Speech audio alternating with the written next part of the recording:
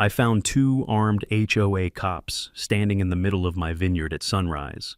Problem is, I'm not in their HOA, not even close. 3 days later, drones appeared over my house. Then came the hacking attempts, and a fake sheriff named Greg swearing he had jurisdiction over my land.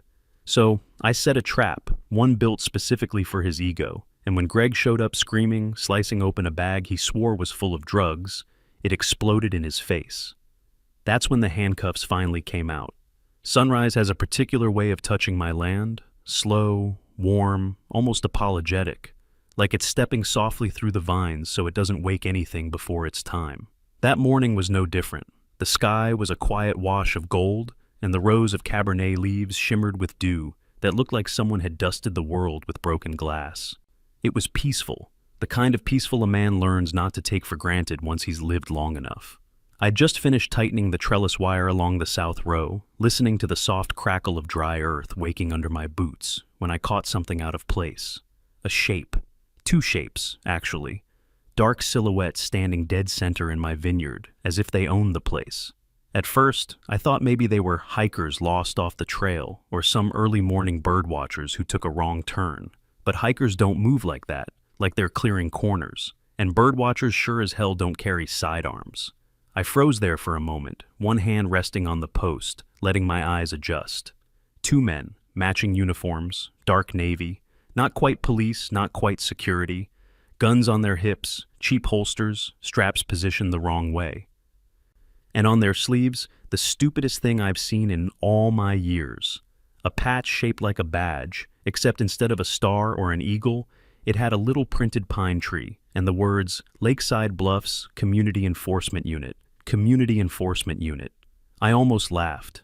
Instead, I felt my jaw tighten. Because Lakeside Bluffs, the HOA those patches belonged to, sat a quarter-mile down the road, tucked behind its perfect wooden signs and its pastel houses and its strict bylaws about garage paint color. My land wasn't part of them, had never been, and never would be. I stepped forward, boots crunching softly in the dirt, and the two of them finally turned as if noticing me for the first time. One lifted a clipboard. The other adjusted his belt like he wanted me to see the gun he probably wasn't even certified to carry. "Morning," the tall one said. Sunglasses, square jaw, hair trimmed military short.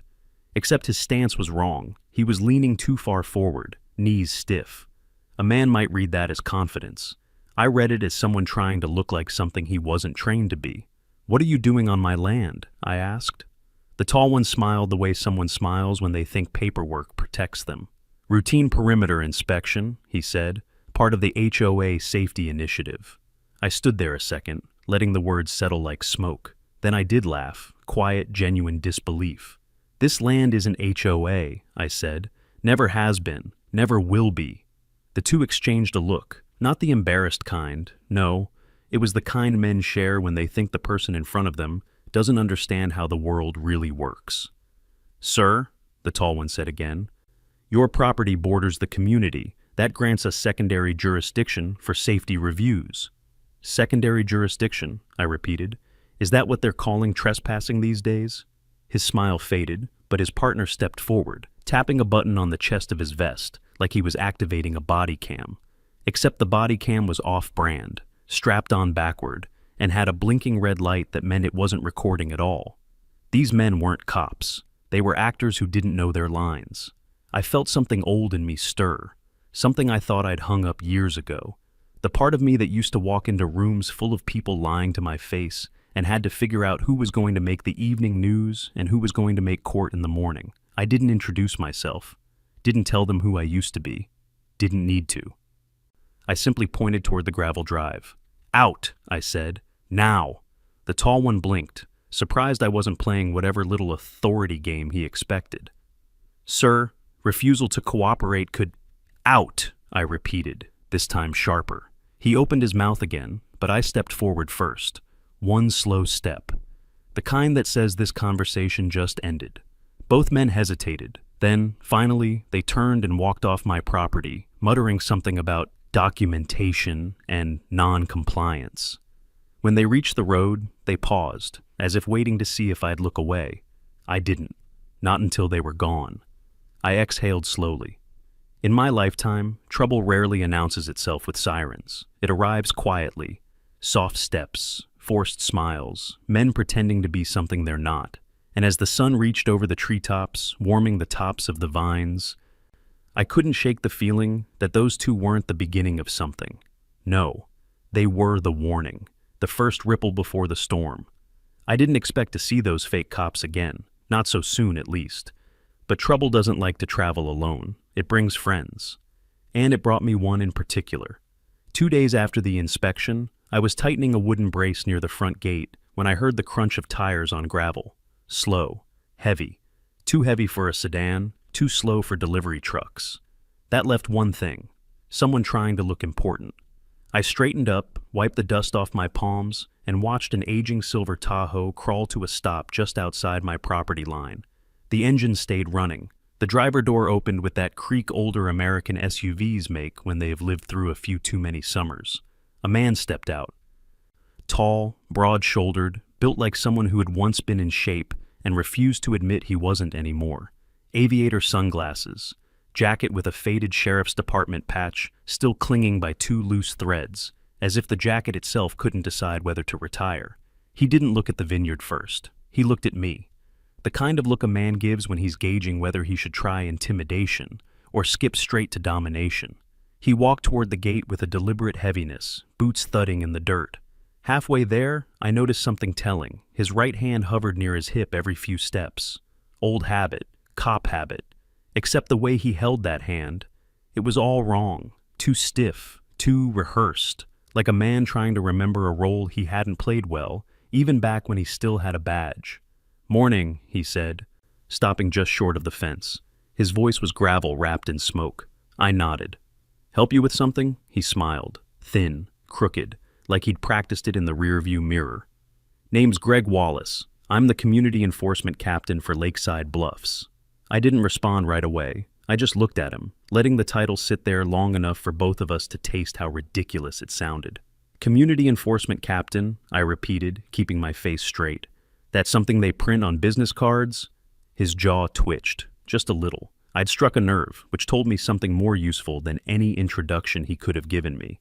He cleared his throat. "Your land borders our community. That places you under secondary HOA jurisdiction in the event of an emergency or safety concern." There it was again. Jurisdiction, the favorite word of men who no longer have any. "My land isn't HOA," I said calmly. "Not yours, not anyone's. Never has been." Greg leaned forward slightly, one hand resting on the metal gate like he might just push it open if he felt inclined. "You're close enough," he said.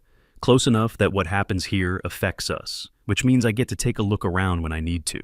I stared at his hand on my gate before meeting his sunglasses square on. "That gate doesn't open for HOA fantasy titles," I said. "Only real law enforcement." He didn't like that.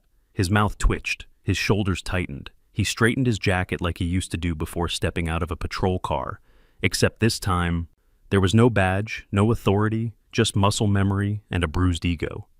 "You refusing an official safety inspection?" he asked. "I'm refusing a man in knockoff authority gear pretending to have power on my land," I replied. For the first time, Greg pushed his sunglasses up onto his forehead. His eyes were pale, sharp, and angry, the kind of angry that didn't come from this moment alone. The kind of angry that lived in a man long before he ever stepped foot on my property. I'd seen that look before, in interrogations, in interviews, in men who felt the badge slipping out of their hands and couldn't accept the loss. He exhaled through his nose. "Fine," he said, "but if something happens out here, anything, you remember I tried to keep things safe." "Safe for who?" I asked. He didn't answer. He turned, walked back to his Tahoe, and climbed in without another word.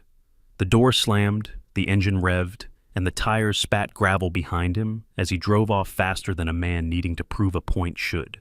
I stood there a long minute after he left, hands resting on the gate. I'd dealt with liars, bullies, manipulators, and wannabe heroes in my time, but there was something different about Greg, something unhinged just beneath the surface. Not stupidity, not incompetence, something else.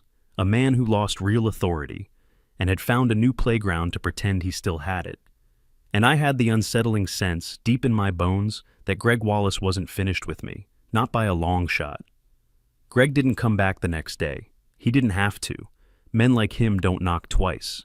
They let the echoes do the work. 2 mornings after his little visit, I was fixing the hinge on my workshop door when a sheriff's cruiser rolled slowly up my driveway. The sight of a real patrol car didn't bother me. Law enforcement had been on my property plenty of times over the years, usually for a glass of water or a lost dog report from a neighbor. But the way this one stopped, the way the officer stepped out with his shoulders already dropped and an apologetic look already forming, told me this wasn't a social call. He adjusted his hat, cleared his throat, and said, "We got a report about a possible weapons violation on the premises." I stared at him a moment. On my premises? He nodded like a man walking into a conversation he'd rather not be having.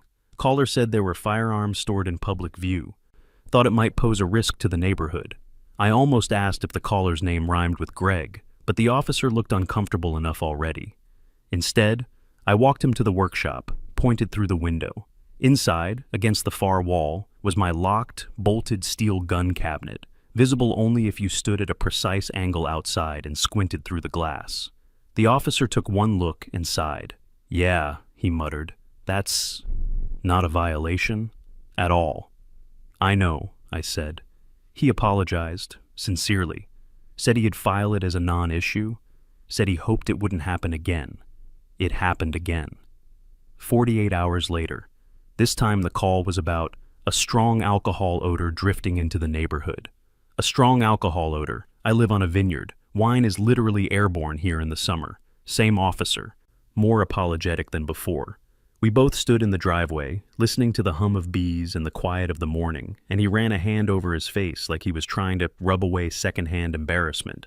"Look," he said, voice low, "I'm gonna level with you. Somebody's messing with you." I nodded. "I have a pretty good guess who." He didn't ask. He didn't need to. He left, rolling away slow, his tires cutting long lines in the dust. For a moment, I thought maybe that would be the end of it, that the nuisance calls were just Greg's lazy attempt at needling me, the way some men throw rocks at a fence to hear the dogs bark. But bullies with a badge, or a badge-shaped fantasy, rarely stop at rocks. They escalate. And escalation came quietly, the way trouble always seems to. I started noticing shadows where shadows shouldn't be. Footprints near the fence line. A new HOA truck parked a little too long down the road. Neighbors walking their dogs suddenly veering closer to my property, glancing at my house with an expression that wasn't quite curiosity, but wasn't friendliness either, like they'd been told a story. One where I played the villain. Then the mail started. Folded flyers slipped into my box. Printed warnings about neighborhood safety concerns. One even claimed my property had non-compliant agricultural operations. Non-compliant agricultural operations. On a vineyard I'd operated legally for years. I began documenting everything. Photos, timestamps, videos. An old habit, resurfacing like a scar catching the light. And somewhere inside me, a switch flipped. This wasn't random harassment anymore. This was a pattern. Directed. Coordinated. Intentional. Greg wasn't just poking around on a power trip. He was building something, painting a picture of me as a threat, a problem, a man who needed to be managed. Maybe he thought the pressure would make me bend. Maybe he thought enough false complaints would send me knocking on the HOA's door, hat in hand, asking how to make all this go away. He didn't know me. He didn't know that I'd spent years as a detective listening to men tell stories they hoped were believable. Stories they hoped would hide what they were really doing. Greg had that look. The look of someone trying way too hard to make his version of reality stick. And when a man like that doesn't get the reaction he wants, he doesn't back off. He doubles down. And as I walked the fence line that evening, the sun dipping behind the hills and the vines rustling softly in the wind, I felt it. Deep, certain, and cold. Greg Wallace had just gotten started. And what he wanted was control. He wasn't going to get it, but he was damn sure going to try. I've always believed every property has its own kind of silence. Mine used to sound like wind through vines, the creak of old wood, and the distant hum of cicadas. But by the end of that week, there was something else in the quiet, a feeling, like the land was being watched. Not the kind of watched where someone stands at your fence, the kind where someone is watching you, watching them. I first noticed it on a Tuesday evening, just after sunset. The sky still had a thin line of amber across the ridge, and I was carrying a coil of drip line back to the shed when something caught a glint of fading light. A metallic blink, high up. I stopped mid-step, tilted my head. There it was again. A tiny twinkle, like a star out of place. But stars don't mount themselves to a utility pole. I walked toward it slowly, boots crunching gravel, my breath calm and steady. Rage makes you sloppy, and lawyers take too long. Up close, the star resolved into a small, outdoor-rated bullet camera, mounted higher than any homeowner would bother to go. Industrial screws, cable stapled neatly down the pole, and on the side, a sticker. The same little pine tree logo I'd seen on those fake uniforms. Lakeside Bluffs Community Oversight Initiative. What a joke. I didn't touch it, didn't yank it down. Instead, I climbed the fence rail, steadying myself, and held my phone up to capture the serial number etched into the bracket. Then I stepped back, changed angles, and photographed the wiring path. Tools of my old trade. Evidence gathering. Clean, controlled, quiet. On the way back to the house, a breeze stirred the western trees, just a soft push of air, and the leaves moved just enough for me to see it. A second camera, half hidden in the branches, pointed directly at my porch. That one wasn't HOA issued. Different brand, smaller, cheaper, private purchase. Greg's taste, no doubt. I didn't have to guess who installed it. The angle, slightly downward, wide but not too wide, was exactly how a man who had spent too many years pretending to be tactical would place a camera. I stood there a full minute beneath it, not moving, just looking straight into the lens the way you stare down a man through a two-way mirror. Let whoever was on the other side feel that. Let them feel me seeing them. A third camera showed up the next day, wrapped in a cheap wildlife tracking shell, except wildlife cameras don't aim at patios, they aim at deer trails. This one stared right at where I drink my morning coffee. 5 eyes in total. 5 tiny points of light, blinking amber in the night whenever I stepped outside. So I made a habit of it. Every night, around 9, I sat on the porch with a mug in hand. Didn't matter if it was hot coffee or cold wine, point was ritual. I sat there, back straight, face calm, and simply looked at them. Most people are terrified of being watched, but watchers, real watchers, hate being acknowledged. It breaks their illusion of power. By Thursday, I was sure Greg was watching live feeds somewhere. Maybe his garage. Maybe a back room at the HOA office where he played sheriff after dark. Good. Let him watch. Around midnight, after one of these quiet standoffs, I went back inside and pulled up my router logs. Old habit, old instincts. At first glance, everything looked normal. My outdoor lights, my server, my phone. But buried in the list was a device with a MAC address I didn't recognize. Nothing labeled, no vendor tag, just a blank signature. It had connected for exactly 3 minutes at 2:14 a.m. And the next night, 2:16 a.m. And the next, 2:13 a.m. Consistent, patterned. Someone probing, not attacking, yet. Trying the door handle before they try the crowbar. I leaned back in my chair, staring at the glow of the screen. Amateurs spy out of curiosity. Professionals spy for control. And Greg? Greg was confused enough to think he could be both. The vineyard creaked in the wind outside, vines brushing against each other like whispers. Another night, another silent challenge. And somewhere in the dark, behind a lens or a monitor, someone was watching. I closed the laptop softly. Let them watch. Because the more they watched, the more they would reveal. And I was taking notes. The thing about pressure is, it rarely arrives as a hammer. Most times, it starts as a knock, or in my case, 2 knocks. I heard the first one early Saturday morning. I was out by the arbor trimming an overgrown branch when the sound echoed from the front gate. Light, polite, too polite. I wiped my hands on my jeans and walked up the path. 2 people stood there, a man and a woman, each wearing the kind of pastel polo shirt only HOA volunteers or real estate agents think looks authoritative. Clipboard in hand, smiles rehearsed, feet planted just shy of trespassing. "Good morning," the woman chirped, pronouncing each syllable like she was auditioning for a commercial. "We're here conducting our routine environmental compliance review." Environmental compliance review. I almost asked if they were lost on the way to the golf course. Instead, I rested my elbow on my gate and let the breeze carry the silence a few seconds longer than comfortable. "This property," I said finally, "is not part of Lakeside Bluffs."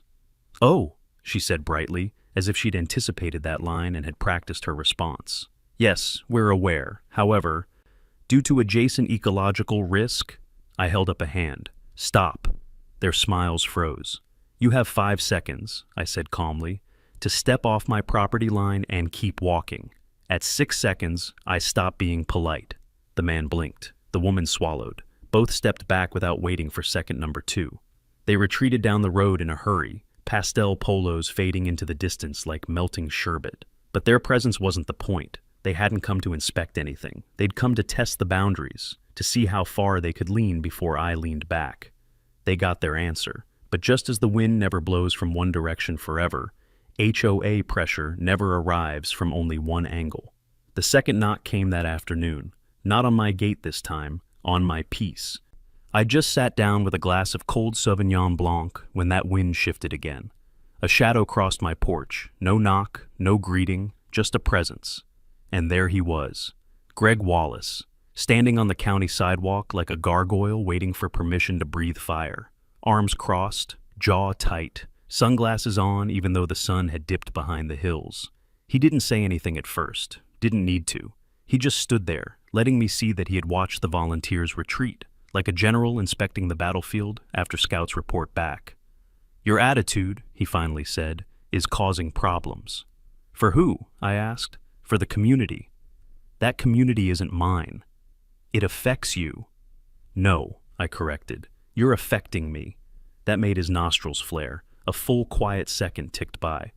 Then he stepped forward, still technically on public ground, but close enough that I could smell the faint trace of peppermint he used to mask stale coffee breath. "These inspections," he said, "they're going to keep happening until you cooperate. I don't cooperate with trespassers. You don't get to choose." I raised my glass slightly, as if toasting the stupidity of that statement. "Greg," I said softly, "a man who thinks he has authority is one thing. A man who needs authority, that's something else entirely." His jaw snapped shut. The remark hit him deeper than he expected, probably because it was true. He took a step back, pointed at my land, and said, "We'll be back, and next time, it won't be volunteers." He walked off, boots thudding like punctuation marks. But what he didn't see, what he couldn't see, was that I wasn't watching him go. I was watching the phone in his hand, the way he kept checking it, the way he tilted it toward his chest to hide the screen, the way his thumb hovered just above the edge, like someone messaging him instructions in real time. And then it hit me. Greg wasn't acting alone. He wasn't planning. He was following. Someone else was pulling strings. Someone who understood bureaucracy better than Greg ever could. Someone who had something to lose. That suspicion turned into certainty. That evening when I checked my mailbox, sitting inside, perfectly folded, perfectly centered, was a letter printed on thick HOA stationery. Embossed logo, gold trim, signature at the bottom, Karen Manning, HOA President. The contents? A masterpiece of euphemistic garbage. Due to geographic adjacency and increased safety concerns, your property has been provisionally designated within Lakeside Bluffs' expanded observation perimeter. Cooperative compliance is expected. Non-invasive assessments may occur as needed. Translation: we made up a perimeter, you're inside it, and we're coming. I didn't crumple the letter, didn't curse, didn't call a lawyer. I simply folded it once, slid it into my evidence drawer, and poured myself another half glass of wine, because now I knew the truth. Greg wasn't the storm. He wasn't even the thunder. He was just the wind, the kind that blows right before the sky cracks open. And the crack was coming. The night everything changed wasn't loud. It wasn't violent. It didn't even start with a sound. It started with a shadow. A soft one, barely a ripple across the eastern row of vines. I was closing the tool shed, hand still on the lock, when I caught it from the corner of my eye. A figure crouched low, moving with just enough caution to tell me he thought he was being careful. I didn't shout, didn't reach for the light switch. Years as a detective taught me one rule. If someone wants to think they're unseen, let them. They show you more that way. By the time I reached the fence line, the figure was gone, slipped back over the ridge toward the road, but he had left something behind. Jammed halfway into the side panel of my exterior security camera was a small black USB stick. Cheap plastic, no markings, no label. The kind of tool amateurs think professionals use. I didn't touch it with my fingers. Pulled a pen from my pocket and levered it out gently, letting it drop onto a clean cloth.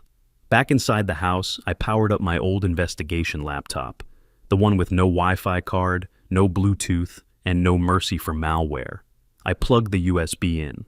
What popped up made my jaw tighten, not in surprise, but in confirmation. Malware, crude but dangerous if you didn't know what you were looking at. A program meant to disable local cameras, reroute feeds to a third-party server, overwrite recordings, and allow remote live access. It wasn't designed by someone smart, just someone cocky. Greg. It had his fingerprints all over it, even if there weren't any physical prints. Most people in my position would have deleted it, reset their system, maybe called a lawyer, but fury makes you sloppy, and lawyers take too long. So, instead of shutting the door, I opened it wider. Right then, the honeypot took shape. Clean, simple, elegant. A trap tailored to Greg's ego. He wanted to see something incriminating, then I'd give him something he couldn't resist. I spent the next morning preparing the stage. I positioned a few crates near the back of the shed, stacked just so. Had my Vineyard assistant Toby help me lift a couple heavy bags onto the tailgate of the truck. We talked in low voices, loud enough for a microphone from a hacked camera to catch, quiet enough to sound private. The bags were filled with powdered yeast nutrients, white as snow, high-grade organic fertilizer, and sealed boxes of specialty wine reagents, completely legal, totally harmless. But under the right lighting, they looked like contraband. Then, just as the sun dipped low, we ran the scene. I made sure the hacked camera had a perfect angle. I stepped into frame, lifted one of the bags, and said, deliberately, casually, "Make sure these go before sunrise. We don't want anyone asking questions about that white powder." Toby caught on instantly. Smart kid. He nodded, playing along like he'd done this 100 times. "Got it, boss. No one will see a thing." Perfect. I didn't overdo it. That's where amateurs fail. Greg wasn't looking for Hollywood. He was looking for something to confirm the story he already wanted to believe. A few half-heard phrases, dim lighting, suspicious movements. That's catnip for a man like him. When we finished, I locked the shed, killed the porch light, and let the cameras do the rest. Around midnight, the hacked feed came alive. I didn't need to see the monitor on Greg's end. I could imagine his face perfectly. Widened eyes, shallow breath, ego lighting up like a Christmas tree. The sudden thrill of thinking he'd uncovered something huge. Greg wanted a victory. A big one. Something that would make him feel like a sheriff again, instead of a bored HOA heavy with a fake badge and a fading reputation. So, I gave him a crime, a fake one, a carefully staged one, and he bit. Hard. At 12:43 a.m., my router log flashed a new entry, a foreign device connected to my internal network. Same MAC signature as the past several nights, but this time, it stayed connected longer. 7 minutes, then 10, then 13. A man obsessed. Finally, at 1:02 a.m., the connection dropped. I leaned back in my chair, letting the quiet hum of the server fill the room. It was done. Greg had seen exactly what I wanted him to see. He would move next, and he would move too fast. Because men like Greg, men who crave authority after they've lost it, don't verify, don't double-check, don't think. They act. And when they act without thinking, they walk straight into the trap. My trap. The vineyard outside rustled softly in the night breeze. Somewhere out there, 5 blinking cameras stared into the darkness, believing they were the hunters. But the truth was simple. They weren't watching me. They were performing for me. Every step Greg took now, he would take with confidence. And confidence is the easiest weakness to exploit. There's a certain kind of knock that doesn't belong in the day. A night knock. Soft, uneasy, not meant to scare, meant to plead. I heard it around 10:47 p.m. Not the front door, not the porch, the side gate, the one no one ever uses unless they're lost or desperate. I set down my book, slid the safety off the porch light, and stepped outside. A figure stood just beyond the gate, one hand raised like he was afraid to put it down. Pastel HOA polo, breath quick, eyes darting down the road. Travis. I'd seen him before. Clipboard guy, mid-30s, always sweating through his collar at HOA meetings. The kind of man who wanted to blend in so badly he made himself conspicuous. He flinched when the porch light hit him. "Derek," he whispered, "can we talk?" I studied him a second. He wasn't here to pick a fight. He was shaking too much for that. I opened the gate and motioned him in. He stepped inside like he was crossing a border checkpoint. "What's going on?" I asked. He wrung his hands, actually wrung them, like a kid caught cheating on a test. "They're going too far," he said. "Greg, Karen, the whole damn board." I crossed my arms. "Define too far," he swallowed hard. "It's surveillance, more than you know, more than they told the residents." He looked like a man forcing himself to spit out poison. I stayed quiet, letting him speak. "Silence works better than pressure," he continued, voice trembling. "Greg's been watching your property for weeks, live monitoring. He's got a whole setup in his garage, screens, notes, files. I saw it. I wasn't supposed to, but he forgot to close the door all the way when I dropped off some paperwork. There it was, the first crack in the dam." "What kind of files?" I asked. "Everything," he whispered. "Schedules, screenshots from your cameras, logs, even notes about your visitors." I kept my breathing steady, but inside, a cold wire tightened. "And Karen?" I said. Travis looked around my porch like he expected someone to leap out of the shadows. "She knows," he said. "She pretends she doesn't, but she knows. And Greg has something on her, something bad." He hesitated, hand trembling at his side. "That's why I'm here." I didn't rush him. After a long moment, he reached into his pocket and pulled out a folded piece of paper, creased and damp from sweat. He handed it to me with both hands, like it was radioactive. I unfolded it slowly. A password, a login URL, a note, internal cloud storage, do not delete. I looked up. He nodded frantically. "It's Karen's, the one she uses for HOA contracts, vendor bids, private emails. There are files in there that don't match the official records. Missing money, off-the-books payments, some of them go straight to Greg." A cold, quiet moment passed between us. He wasn't lying. He wasn't brave enough to lie this badly. I folded the paper neatly. "Travis," I said, "why bring this to me?" His answer was barely a whisper. "Because the rest of them, they listen to Greg. They're afraid of him, afraid of crossing him, afraid of what he'll do with whatever he's got on Karen. And you?" His throat tightened. "I'm afraid too. But I'm more afraid of where this is going. Greg's not stable, Derek. He talks like he still has a badge, like he's the sheriff of some frontier town. He thinks you're a threat, a danger to the community." I almost laughed. "I grow grapes," I said. Travis shook his head violently. "That's not how he sees it. He says you're non-compliant, unpredictable, potentially dangerous. He's building a case, a reason. He wants an incident, something big enough to justify intervention." He clenched his fists. "And Karen won't stop him, because he has leverage. She approved vendor bids last year, illegal ones, double payments, kickbacks. If that gets out, she loses everything. So she lets him do whatever he wants." A wind moved through the vineyard, rustling the leaves like a whispering crowd.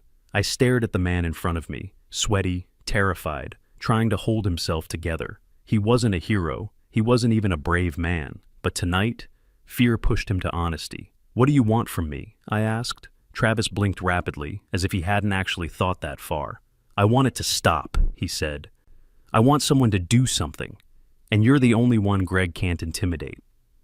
I let out a slow breath. "Travis," I said quietly, "you just stepped into a very dangerous place." He nodded. "I know." Another gust of wind moved through the vines. "You need to go home," I said. "Act normal. Don't talk to anyone. Not a word. Not a hint." He swallowed hard.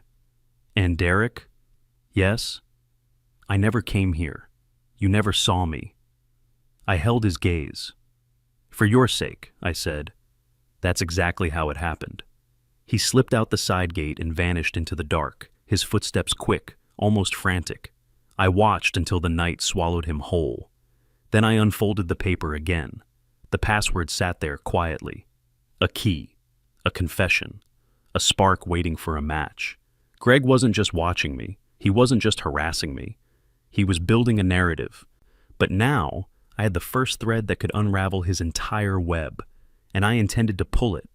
I've been raided before, real raids, federal warrants, drug houses. Those nights had a rhythm, shouted commands, boots hitting pavement, the metallic clatter of gear when adrenaline outruns caution. This raid didn't sound like any of that. It started with a strange stillness, almost peaceful. I was hosting a small evening BBQ, just 12 people, all friends or longtime clients, eating ribs under the arbor lights while blues music drifted softly from a speaker. The vines rustled in the warm night breeze. The fire pit snapped, glasses clinked. It was a good night, the kind of night I built my life around. Then the lights came, red and blue, washing over the Vineyard rows like the sky had suddenly started breathing lightning. 2 cruisers first. Then a black tactical van grinding down my driveway, kicking up dust like a storm of gravel. The music died. Every conversation died with it. My guests stepped back instinctively, hands raised slightly, eyes wide. I stayed still, watching the vehicles roll to a halt, watching the doors fling open, watching the officers pour out, hands hovering near their weapons like they'd been briefed for a cartel bust. One young cop stepped forward, voice trembling just enough for me to hear it, even over the engines. "Sir, we received a tip about illegal alcohol sales and possible narcotics activity on the property." Behind him, the tactical van door slid open, fast, and there he was, Greg, standing like a man ready to announce a promotion he hadn't earned. He pointed straight at me, shouting something to the officers I couldn't quite hear. Probably trying to play commander, trying to claim the raid as his idea, trying to catch the spotlight he'd been starving for all his life. I raised my hands just enough to show I was cooperative. Then I spoke calmly. "Officer, unless you're here for pulled pork and Merlot, you've been lied to." My guest snorted nervously, half fear, half disbelief. But the young officer wasn't the one who mattered now, because from the back of the group, pushing past 2 tactical guys, came a familiar face. Andy Morales. Smart, level-headed, the kind of cop you want on a dark call at 2 a.m. A man I trusted. His eyes scanned the scene. My friends, the food, the wine, the complete lack of chaos. Then he saw me. "Derek?" he blurted out. "What the hell?" "Ask your caller," I said. Andy turned to the officer beside him. "Who logged the tip?" "Anonymous," the officer replied, "but it came through internal channels, marked priority." Andy's eyebrows lowered. He knew exactly what that meant. And right then, Greg moved. He lunged forward toward the stack of covered barrels beside my shed. Barrels I had intentionally staged for the camera honeypot trap 3 nights earlier. Barrels Greg had watched through the malware his people smuggled into my cameras. He shoved past 2 officers, shouting, "It's in here! I saw him moving it! Open these damn bags!" "Greg, wait!" I barked. Too late. He grabbed a box cutter from his belt, jammed the blade into the top of the nearest canvas bag, and ripped downward with all his weight. A massive cloud of fine white powder blasted upward, straight into his face. It coated his hair, his clothes, his open mouth. He stumbled back, sputtering, coughing like he'd just inhaled a bakery. I stood with my arms crossed. "Careful, Greg," I said levelly. "That's premium fermentation yeast. You breathe too much of that, you'll end up growing mold in places you don't want to talk about." A few officers tried not to laugh. A few failed. Greg wiped at his face, smearing the white powder into streaks across his cheeks like some deranged clown. Rage contorted his features. "Arrest him!" he screamed, pointing at me with a trembling powder-covered hand. "He's hiding drugs! I saw the footage! I saw it!" Andy stepped forward. "What footage?" Greg froze, but only for a beat. The footage from his property cameras." Andy stared at him harder. "Greg, how would you have access to his private security feed?" No answer. Just the growing awareness spreading across the officers' faces. The silence deepened, thick enough to cut. "That's a felony, Greg." Andy's voice didn't rise. It didn't need to. Quiet authority hits harder. Greg stammered, waving his hands. I had authorization.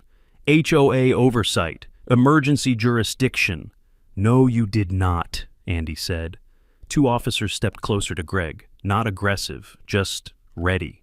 My guests watched, silent. The Vineyard hissed under the breeze. I stepped closer, lowering my voice just enough to be heard.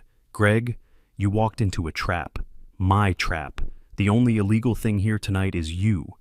The powder on his face made him look ghostly, unhinged, defeated. Andy finally nodded to his men. "Cuff him." And just like that, the make-believe sheriff of Lakeside Bluffs, the man who thought he could bully, surveil, harass, manipulate, and control me, was marched across my vineyard under real police lights, hands bound, looking like a powdered donut with anger issues. My guests started breathing again. One of them whispered, "Holy hell." I exhaled slowly. The trap had sprung clean. But I knew this wasn't over. Not yet. Greg wasn't working alone, and the person backing him was about to realize their turn was coming next. News travels fast in a small town. Scandal travels faster. By sunrise, everyone in Lakeside Bluffs knew Greg Wallace had been led away in handcuffs, looking like a powdered donut. But they didn't know why. They thought it was a misunderstanding, a mistake. I intended to correct that. I didn't sleep that night. Instead, I spent the hours between 2 a.m. and dawn organizing the files Travis had given me, printing logs, highlighting bank transfers, blowing up screenshots of Greg's illegal surveillance feed until they were poster-sized. At 8 a.m., I didn't go to the police station. I went to the edge of my property, right where the public road meets the HOA entrance. I set up a simple folding table, a podium, and a sign that read, "HOA Safety, Update, The Truth." I invited 3 people specifically, the editor of the County Gazette, the sheriff's deputy, who hated Greg, and Travis. But I knew the rest would come on their own. And they did. Neighbors walking dogs, joggers, people driving by who slowed down to look. Within 20 minutes, I had a crowd of 40 people. I stood up. I didn't use a megaphone. I didn't need one. The silence was loud enough. "Morning," I said. "Most of you saw the lights last night. Most of you heard the rumors." I picked up the first poster board. It showed a grainy night vision photo of a bedroom window. A collective gasp went through the crowd. "This," I said, pointing to the image, "is the master bedroom of the Miller family, 3 streets over, taken 2 nights ago." Mrs. Miller, standing near the back, covered her mouth with her hand. "And this," I flipped the board, "is the timestamp, taken by a camera hidden in the community oak tree, installed by Greg Wallace, paid for by your HOA dues." The murmurs started instantly, angry, shocked. "Greg didn't just watch me," I continued, my voice rising just enough to cut through the noise. "He watched you. He built files on you. Who comes over, what time you leave, who you're sleeping with." I dropped a stack of papers on the table. Thud. "These are the logs, courtesy of an internal source who couldn't stomach it anymore." I saw Travis in the crowd, head down, wearing a hoodie. He gave me the tiniest nod. "But Greg is just the muscle," I said. "Muscle needs money." I picked up the second stack of papers, bank records. "Karen Manning," I said the name clearly. Across the street, inside the HOA office, I saw the blinds twitch. She was watching. Karen authorized security overtime payments of $4,000 a month to a consulting firm registered to Greg's wife. She authorized equipment upgrades that were actually kickbacks for vendor contracts. I held up the emails. Here she is, in her own words, telling Greg to, quote, "find dirt on the winemaker so we can seize his land for the expansion." The crowd wasn't murmuring anymore. They were shouting. People were turning toward the HOA office, pointing, pulling out phones. "This isn't a community," I said, looking straight at the office window where I knew she was hiding. "It's a piggy bank for a failed cop and a corrupt president." I stepped back from the podium. "The sheriff has these files. The state attorney has these files. And now, you have them." I left the papers on the table. By noon, 4 board members had resigned via email, claiming they had no knowledge of the operations. By 1 p.m., a news van from the city arrived. And by 3 p.m., I watched Karen Manning run out the back door of the community center, loading boxes into her trunk like a thief in the night. She thought she could outrun the paperwork. She was wrong. The trap had caught the rat. Now it was coming for the queen. There is a specific time of day that career criminals fear most. It's not midnight. Midnight is when they feel safe. Midnight is when they own the dark. No. The time they fear is 5 a.m., the hour of the wolf. The hour when sleep is deepest, defenses are lowest, and the warrant is signed. We called it Operation Light. I wasn't part of the stack that hit Greg's door. I'm a civilian now, my badge is in a drawer, but I stood on my porch, coffee in hand, watching the convoy of unmarked black SUVs roll silently past my vineyard, turning left into Lakeside Bluffs. They didn't use sirens, not yet. Andy called me 10 minutes later to fill in the blanks. At 5:14 a.m., the state attorney's task force breached the front door of Greg Wallace's home. Greg didn't come out fighting. For all his bluster, for all his tactical talk and fake badges, when the real door kickers arrived, he crumbled. They found him in his hallway, wearing boxer shorts and a stained t-shirt, trying to shove a hard drive into a microwave. He didn't even get it turned on before he was on the ground, zip-tied, and read his rights. But the arrest wasn't the disturbing part. The search was. What they found inside that house turned this from a case of harassment into a nightmare. In Greg's garage, his command center, they found the server Travis had warned me about. But it wasn't just logs. It was a shrine, dozens of monitors, hard drives labeled by address, and on the wall, a map, a floor-to-ceiling map of Lakeside Bluffs and the surrounding area. Color-coded pins marked every house, blue for compliant, yellow for watch list. And right in the center, circling my vineyard, was a thick red marker line. Inside the circle, he'd scribbled one word, target, but it got worse. Inside the master bedroom closet, they found a cache of weapons that would make a cartel nervous. 3 AR-15s with filed-off serial numbers, a modified taser illegally ramped up to dangerous voltage, and a box of plastic restraints, flex cuffs, enough to detain a dozen people. He wasn't just playing sheriff. He was preparing for a war that only existed in his head. If I hadn't set that trap, if I hadn't triggered him early, God knows what he would have done with those zip ties. While the task force was dismantling Greg's life, another team was looking for the queen, Karen Manning. She hadn't gone home after the press conference. She'd run. But people like Karen, people who have lived their whole lives in a bubble of petty authority, don't know how to disappear. They don't know how to ditch a phone, or swap cars, or stay off the grid. They panic. At 6:45 a.m., a state trooper spotted a luxury Lexus speeding down the interstate, 50 miles from the state line. When they pulled her over, she didn't run.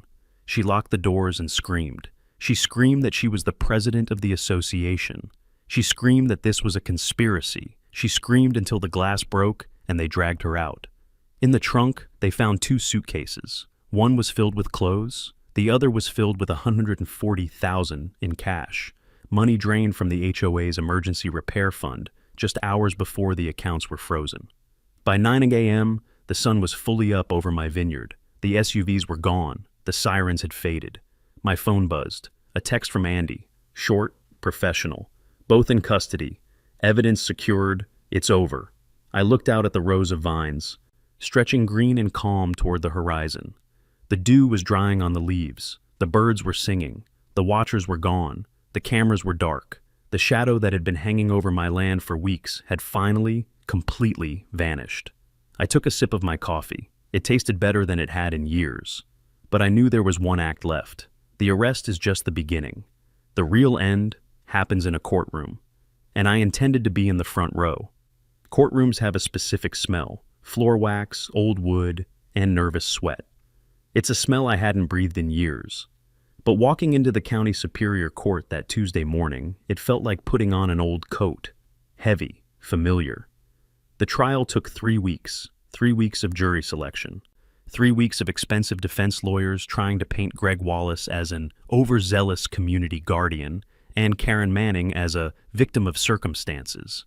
They tried to make it about property lines. They tried to make it about zoning laws. But you can't argue with video.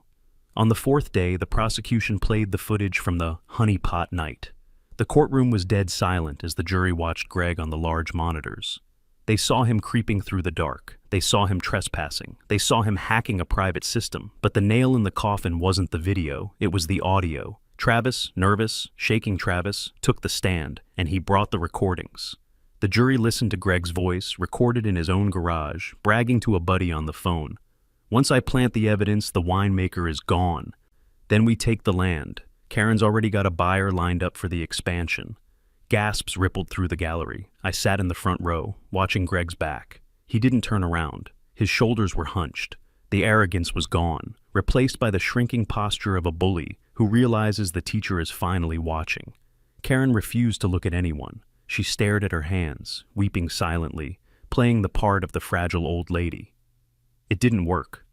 Not after the forensic accountant took the stand and showed where the $40,000 in cash came from. It came from the neighborhood's roof repair fund, from the playground maintenance budget, from the pockets of the very people sitting behind me in the courtroom. When it was my turn to testify, I didn't look at the defendants. I looked at the jury. I told them about the drones, the cameras, the intimidation, the fear my neighbors felt seeing a fake police car parked outside their homes at midnight. A home is supposed to be a sanctuary, I told them. These two turned it into a prison.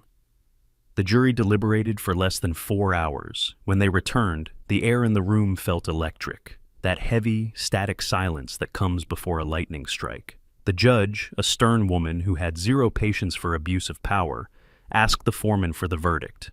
I watched Greg. He was trembling, actually trembling. On the charge of conspiracy to commit extortion, guilty. On the charge of aggravated stalking, guilty. On the charge of possession of unregistered firearms and modification of weapons, guilty. The list went on, 18 counts in total.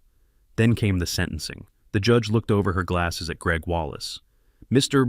Wallace," she said, her voice cutting through the room like a razor, "you took an oath once as a police officer, and you lost it. Then, you created a fantasy world where you could abuse that power again. You terrorized this community, not for safety, but for ego. I sentence you to 24 years in federal prison without the possibility of parole." Greg's knees buckled. His lawyer had to hold him up. He let out a sound, half sob, half gasp, that echoed off the high ceilings. Then the judge turned to Karen. "Mrs. Manning, you were trusted to protect this community. Instead, you treated it as your personal bank account. You funded a private militia to harass an innocent man. I sentence you to 18 years. Furthermore, you are ordered to pay full restitution of $450,000 to the HOA funds." Karen wailed. It was a sharp, ugly sound. The sound of a life of privilege shattering against a concrete wall. But the judge wasn't finished. She banged her gavel once to silence the room, then looked at the remaining members of the HOA board sitting in the gallery. "Furthermore," she declared, "evidence has shown that the Lakeside Bluffs Homeowners Association has become a criminal enterprise. By court order, the current board is hereby dissolved immediately. An independent trustee will be appointed to manage the community until fair, monitored elections can be held." The courtroom erupted, not with anger, with applause. Real, sustained applause. My neighbors, people I'd barely spoken to for years, were hugging each other. Some were crying. The reign of terror was over.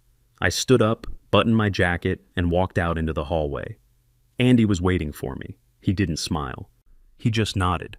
"Justice?" he asked. I looked back at the heavy oak doors, where bailiffs were leading Greg and Karen away to their new lives in 6x8 cells. "Yeah," I said. "Justice." We walked out of the courthouse together, stepping into the bright, warm afternoon sun. The air tasted different out here, cleaner, lighter. It tasted like freedom. 6 months later. The silence returned to the vineyard, but it wasn't the heavy, watchful silence of before. It was the clean silence of growth, the silence of wind moving through heavy vines, the silence of a hawk circling high above, hunting for field mice, not for leverage.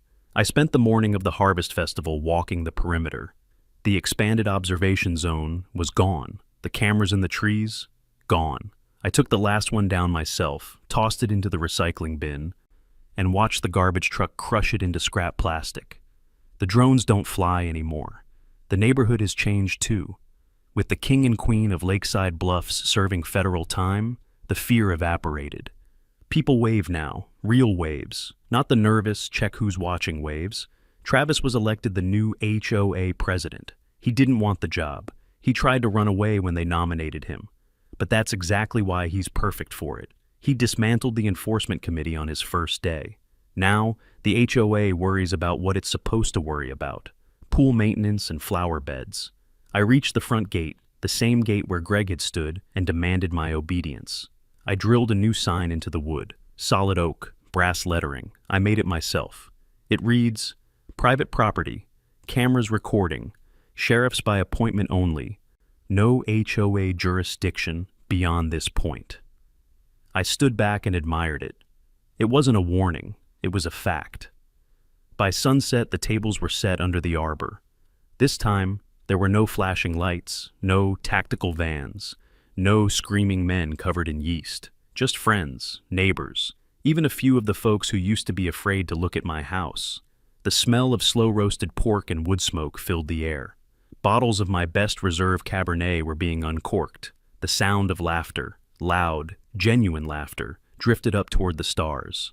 Andy Morales was there, off-duty, beer in hand, laughing with Travis about something. I watched them from the edge of the patio. A young couple from the neighborhood walked up to me. They were holding glasses of my wine. "We just wanted to say thank you," the woman said, for standing up. We didn't think anyone could stop them. I smiled. "Vines have deep roots," I said. "They don't pull up easy." As the night went on and the fire pit burned down to glowing embers, I tapped a spoon against my glass. The chatter died down. 50 faces turned toward me. I raised my glass. The deep red wine caught the firelight, glowing like a ruby. I looked at the land I loved. I looked at the people who were finally free to be neighbors again. "To freedom," I said, my voice carrying in the quiet night. "To boundaries." I paused, looking toward the empty road where Greg's Tahoe used to prowl. "And to the absolute pleasure of never letting small men play big cops." "Hear, hear!" Andy shouted. Glasses clinked. The sound rang out like a bell. I took a sip. It was the best vintage I had ever made. It tasted like victory.